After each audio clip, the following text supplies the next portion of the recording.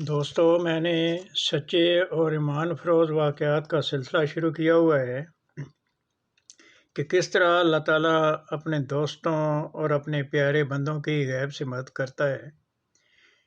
بظاہر دیکھنے میں حالات اور واقعات مخالف ہوتے ہیں، کوئی امکان نہیں ہوتا کہ وہ کام ہو جائے، مگر خدا تعالیٰ اپنے فضل سے غائبانہ ایسے سامان کرتا ہے کہ وہ ناممکن کام حیران کن طور پر ہو جاتا ہے کہ دیکھنے والوں کے لیے بھی وہ ایک بہت بڑا نشان ہوتا ہے اور خدا تعالیٰ کی ذات پر ایمان میں اضافہ کا موجب ہوتا ہے۔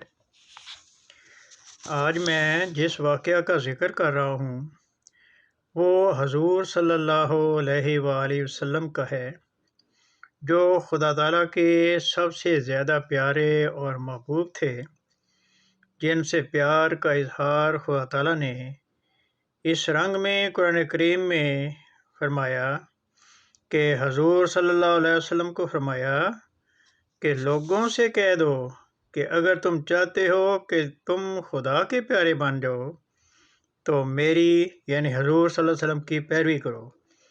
اس کا نتیجہ یہ ہوگا کہ اللہ تعالیٰ تم سے محبت کرنے لگ جائے گا، یعنی تم خدا تعالیٰ کے پیارے بن جاؤ گے۔ آج کا ایمان افروز واقعہ، اس کے متعلق حضرت جابر رضی اللہ تعالیٰ عنہ بیان کرتے ہیں، جو بہت مشہور اور بزرگ صحابی تھے۔ وہ بیان کرتے ہیں کہ جنگ احزاب میں ہم خندق کھود رہے تھے کہ ایک سخت چٹان سامنے آ گئی۔ حضرت صلی اللہ علیہ وسلم کی خدمت میں عرض کیا گیا کہ ایک بڑی سخت چٹان آ گئی ہے جو ٹوٹتی نہیں۔ آپ صلی اللہ علیہ وسلم نے فرمایا، میں ابھی آ رہا ہوں۔ پھر آپ صلی اللہ علیہ وسلم اٹھے۔ آپ صلی اللہ علیہ وسلم کے پیٹ پر پتھر بندھا ہوا تھا۔ 3 دن سے آپ نے اور ہم نے کچھ نہ کھایا تھا۔ آپ صلی اللہ علیہ وسلم نے کدال لی اور پتھر پر ماری۔ وہ سخت پتھر ریت کے ٹیلے کی مانند ریزہ ریزہ ہو گیا۔ میں نے عرض کیا، یا رسول اللہ صلی اللہ علیہ وسلم، مجھے اجازت دیجیے گھر جا کر کچھ کھانے کا بندوبست کروں۔ چنانچہ آپ صلی اللہ علیہ وسلم نے اجازت دے دی۔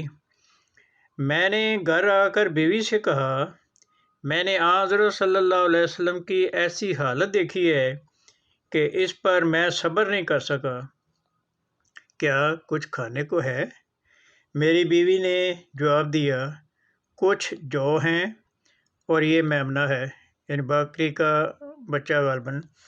چنانچہ میں نے اسے ذبح کیا اور میری بیوی نے جو پیسے، آٹا گوندا اور ہانڈی چولہے پر چڑھا دی۔ جب آٹا روٹی پکانے کے قابل ہو گیا اور ہانڈی چولہے پر پکنے کے قریب ہو گئی تو میں حضرت صلی اللہ علیہ وسلم کی خدمت میں حاضر ہوا اور عرض کیا، آپ صلی اللہ علیہ وسلم 1-2 آدمی ساتھ لے کر تشریف لے آئیں، کچھ کھانا تیار کیا ہے۔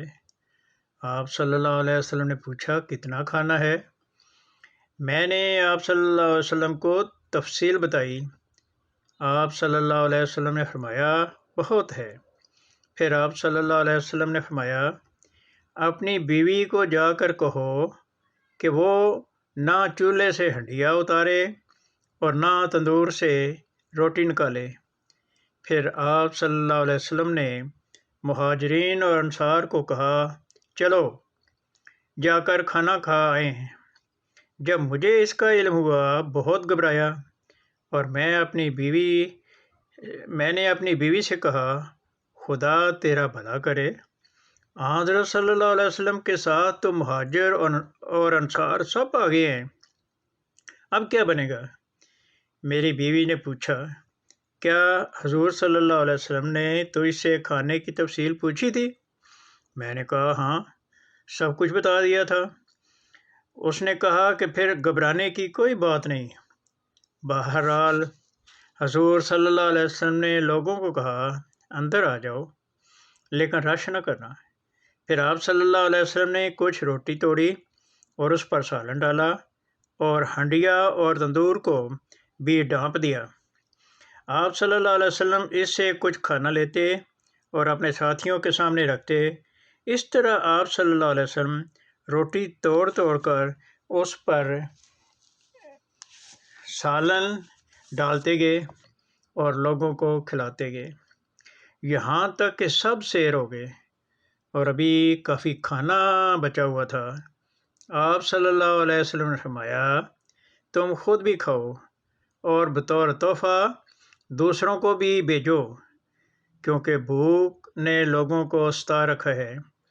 جابر رضی اللہ تعالیٰ عنہ کا بیان ہے کہ 1000 کے قریب لوگ تھے جنہوں نے کھانا کھایا۔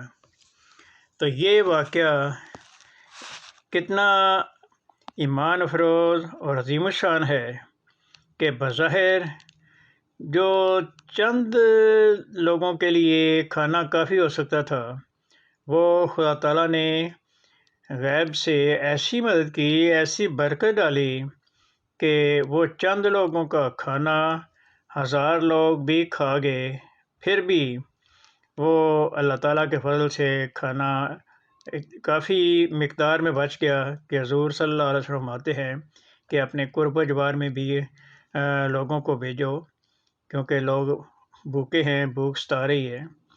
تو یہ ایسے واقعات ہیں جو ایمان میں اضافہ کا ذریعہ بنتے ہیں، اور یہ ہر دور میں ہوتے چلے آ رہے ہیں۔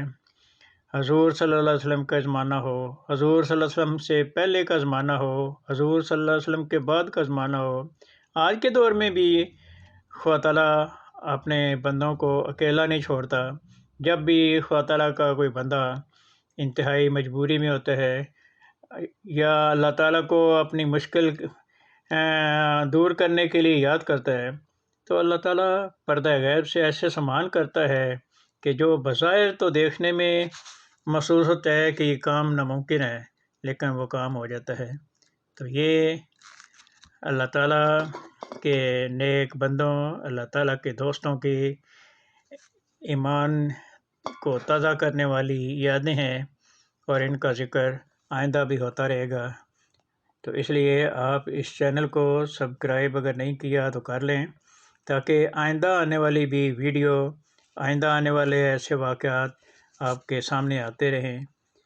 اللہ تعالیٰ اس میں اور زیادہ مجھے واقعات بیان کرنے کی توفیق دے۔ اچھا، خدا حافظ۔